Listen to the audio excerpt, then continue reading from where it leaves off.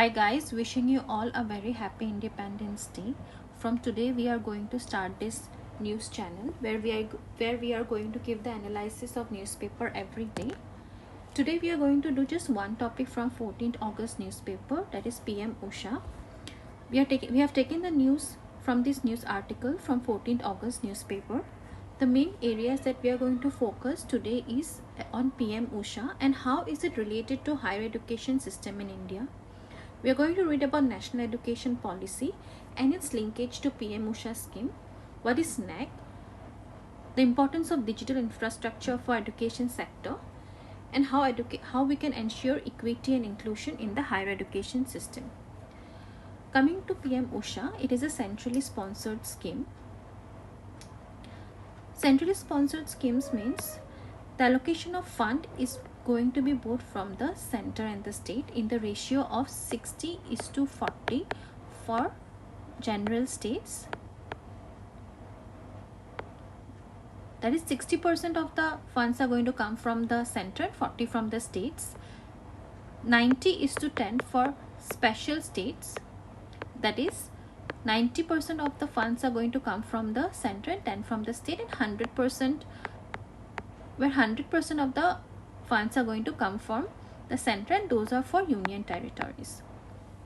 So the main vision of PM USHA is to attain higher level of access, equity and excellence in the higher education system of the state, which will give greater efficiency, transparency, accountability and responsiveness. PM USHA was initially known as RUSA, that is Rashtriya Uchchatar Shiksha Abhiyan, which was launched in 2013. So in the light of National Education Policy 2020, RUSA has been relaunched as PM USHA, that is Pradhan Mantri Uchchatar Shiksha Abhiyan. The importance of higher education in India. Contemporary India's unique demography. India has already surpassed China in terms of population. India's average median age is 28.2 years. As per the data of World Population Prospects,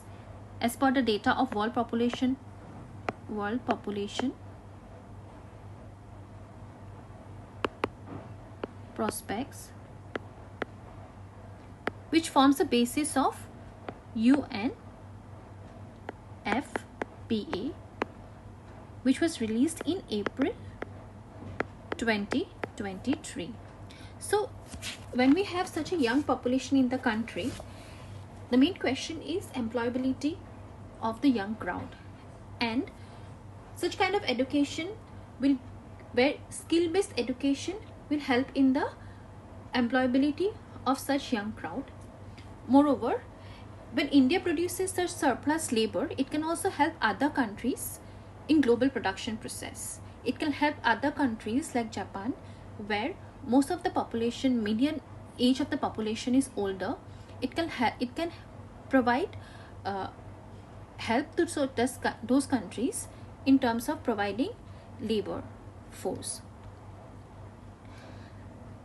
So National Education Policy 2020 has identified some of the major problems which are currently faced by the higher education system in India. It is going to give a guiding force in preparing the base for PM USHA. So let us see what are some of the problems in the higher education system in India. It has a severely fragmented higher educational ecosystem. So it has a less emphasis on the development of cognitive skill, that is a mental ability skill, that is a reasoning skill of the students, and learning outcomes. So this education is giving a less job oriented kind of skills. As a result, people are unemployed. A rigid separation of disciplines, early specialization and streaming of students into narrow areas of studies.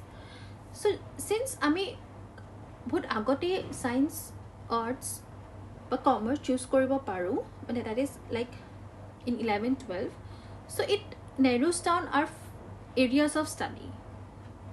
Rather, it should give us a more wide prospect where we can specialize based on our interest areas and based on the skills that we want to develop.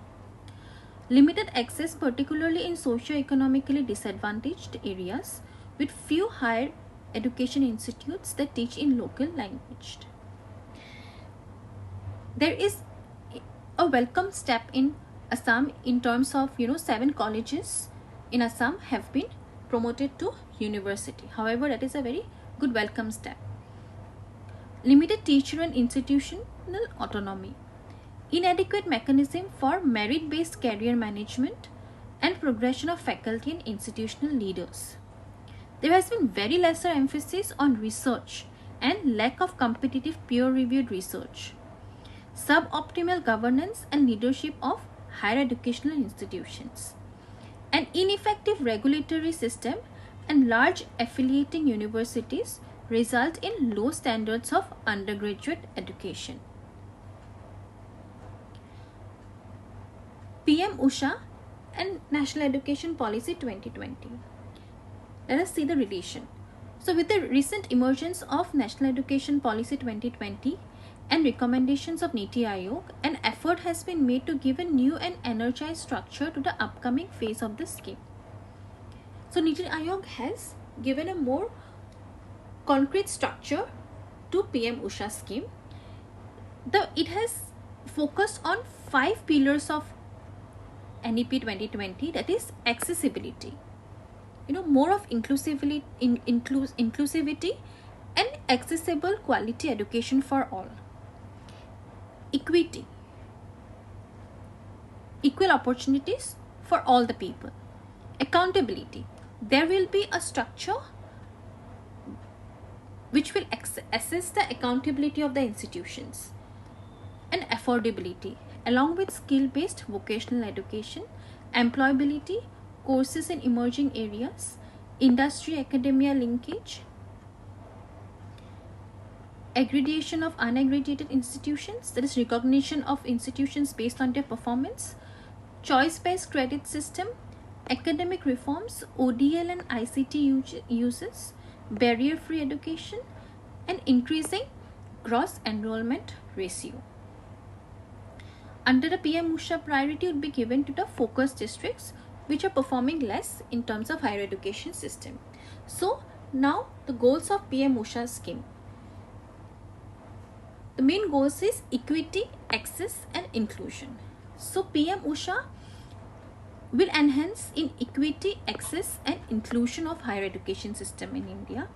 It will make it more gender inclusion, equity initiatives. Will provide equal opportunities to women, minorities, ST, SC, OBCs and specially abled people, which in turn will help in increasing the gross enrollment ratio. Further, the language barrier for learners must be removed and multilingualism such as mother tongue, local and regional languages as a medium of instruction should be promoted. Moreover, it will focus on developing an artistic, creative, cultural and academic path. Next, let us see how developing quality teaching and learning process. So for providing a quality higher education, a comprehensive, holistic and integrated education ecosystem would be required, which can be achieved through the inclusion of innovative and adaptable curriculum structure. This would also require innovative and interdisciplinary study combinations along with multiple entry and exit system by eradicating rigid boundaries currently in place. PM USHA would provide the facilities to the institutions for upgrading the physical and digital infrastructure and also for the conversion of single stream higher educational institutions into multiple stream institutions. So in order to improve the quality of teaching, faculty training would be supported. Institutions would also be facilitated to form alliances with Pandit Madan Mohan Malviya National Mission on Teachers from and Teaching And University Grant Commission Human Resource Development Centers for resource sharing for the use of existing content in a digitized format for the enhancement of the teaching learning process. For improving the quality of learning, the multiple entry and exit system, choice-based credit system CBCS, and academic bank of credit, that is ABC, would be supported and prioritized sharply under PM USHA. Higher education institutions would be encouraged to adhere to the national curriculum framework provided by the UGC for better education for the learners. Accreditation of non-accredited institutions and improving accreditation. So, NAC, that is National Assessment and Accreditation Council, will be assessing the performance of the institutions, and which will help to recognize the institutes and understand the quality status of the institutions, which in turn will meet and maintain higher standards in education and increase trust and confidence in them among the public and boost accountability.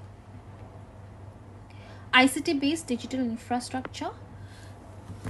The relevance of ICT-based digital infrastructure was realized since the COVID-19 lockdown days.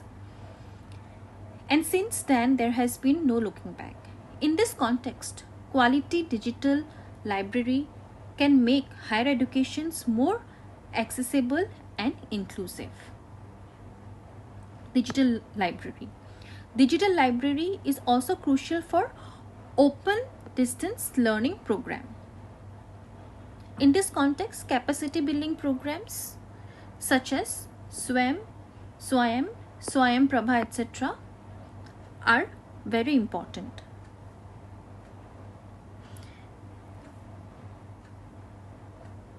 Some ICT efforts like National Digital Library, DigiLocker, eShod, Sindhu and virtual laboratories will use and give students a virtual platform for their learning opportunities. With the implementation of ICT digital infrastructure under PM USHA, institutions would be encouraged to provide Wi-Fi facilities, smart classes, and virtual labs on the institute campuses. The digital infrastructure facilitate will enable and empower students, teachers to achieve expected learning outcomes. Increasing employability through multidisciplinarity. Collaboration between industry and academia is key to catalyzing innovation and growth in career building. So in this matter, PM USHA will encourage the higher education institutions to get linked with the industry and the market to strengthen skills, innovations and employability. It will be more of an employment-centric way of studying and way of strengthening skills.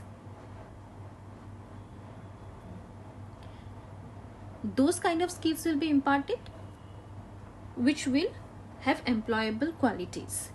PM USHA will focus on the establishment of employment cells to create linkages between academia, industry and market. It will also ensure rigorous tracking and monitoring of employability through market-linked courses and emphasize the development of cognitive skills and learning outcomes. Thank you. That's all for today. See you tomorrow with the news analysis. Thank you.